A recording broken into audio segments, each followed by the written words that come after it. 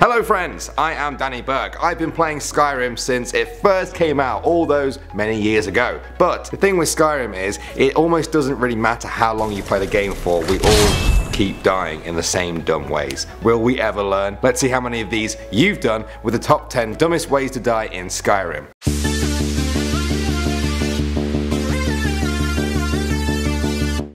Coming in at number 10, we have attacking a chicken in Riverwood. Yeah, you guessed it. People who have never played Skyrim might be thinking, oh god, how powerful must chickens be in this game that badass warriors with enough strength to kill a dragon will never even pick up a fight with a chicken? Well, it's not the chicken that's really the problem, it's their owners and everyone who knows the owners. Basically, if you kill a chicken owned by an NPC, it's classed as a crime against them and they will probably attack you. The best example of this is in Riverwood, where there is usually almost no guards, and so if you punch one of their chickens, they will punch you to death. Next up at number 9 now, we have falling off a mountain. There are paths to pretty much every single part of Skyrim. There should never be a need for you to tiptoe around the side of the mountain to get to where you need to. But does that stop you? Nah. Paths are safe, but we all know that dangerously wall hopping along the side of a mountain might be slightly faster sometimes, so we do just that. Just like in real life, you can lose your footing and come crashing down the mountain and die right next to that nice path that you probably should have taken. Alright, coming in at number 8 now, we have mixing up your shouts. So, picture this, you're on a cliff, you're fighting the last bandit of a group who thought they could take you.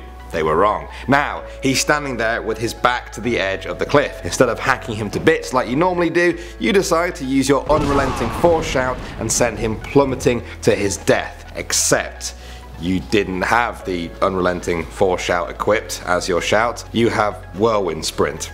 Yeah. So instead, you go running off the edge of the cliff to your death, leaving behind one very thankful but confused bandit to try and figure out what just happened. Alright guys, moving on to number 7 now, we have eating a jarring root. For most players, their first encounter with a jarring root will be during the Dark Brotherhood questline. You're told that it's one of the most powerful poisons in the world, and eating it can result in instant death. It must only be used against the target. So, what do a lot of Skyrim players do? You guessed it, they eat it. Some people say it was to try and find out its properties for alchemy, but other people just can't resist a challenge, even if it kills them. Alright, coming in at number 6 now, we have drowning. This always seems to make it onto these lists. There really is no excuse to die from drowning in Skyrim. There are plenty of spells and consumables that can help you reach the bottom of those deep lakes or get to those underwater caves. Don't risk holding your breath. And if you're still not happy with having to hold your breath, just make an Argonian character. They can breathe underwater. Simple. I'd like to see you guys try and drown while playing that. I think probably some of you could. Coming in at number 5 now, we have accidentally shouting. Dragon shouts are a powerful tool for the Dragonborn to use. They can help swing the odds in your favor against some pretty powerful enemies. Because of that, most players have the button for it at close hand, ready to use, but it can be a little bit too close. Sometimes you'll be talking to a merchant, a guard, or even the Jarl of a town, and when you go to open up your magic page, you accidentally use your dragon shout on the person you were talking to. Oh dear. I did this a lot when I first got the ice form shout. I'd be having a lovely chat with a trader, I'd accidentally freeze him in a block of solid ice, and then I die to the angry villagers around me. Good times. At the number 4 spot now, we have stealing in plain sight of a guard. This has got to be one of the dumbest ways to annoy a guard in Skyrim. The game has a pretty handy stealth indicator with a closed eye if you can't be seen at that time, and an open eye if you are visible. Don't steal stuff when guards are nearby if that eye is open. It's that simple. Now, depending on what you're stealing or your existing bounty level, you may barely have time to even stand up from stealthing before you eat a nice slice of cold steel. Yum. At number 3 now, we have flammable gas. In some mines around the game, you can find flammable gas. It's usually pouring out of broken lamps. You know it's there because it leaves a sort of shimmer in the air in front of you. This visual effect is really weird. Now, most players have to learn this the hard way though, by blowing themselves up. You see, the gas can be ignited by any fire. A torch you're carrying could just blow the whole thing up. Even simply having a flame spell ready in your hands could send you to a fiery death. Ha! Rest in peace, Dragonborn.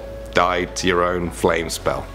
Coming in at number 2 now, we have dying to a mammoth. Look at these things. Big, majestic creatures that roam the plains of Skyrim. They're nice, peaceful herbivores that just want to be left alone, but if you don't grant them that one wish, they will straight up kill you. Like I said, they're big creatures that can roam on flat plains. You can see these things from a mile away. If you somehow end up in one of their faces, your face will make friends with the ground soon after. And finally at number 1 now, we have dying because of your companion. I can't even begin to tell you guys how many times I've been trying to sneak past a bandit camp only to have my companion just charge in there, aggro all of them, and get us both killed. I also hate it when I'm trying to run away from some enemies in a tight cave and I can't get out because, oh yeah, my companion is blocking me as I get hacked to death. Maybe this isn't done because of us or even because of our companions. Maybe at the end of the day, Skyrim's a little bit dumb too. Alright guys, we are flying through these dumbest ways to die videos. We are taking suggestions for the next one in this series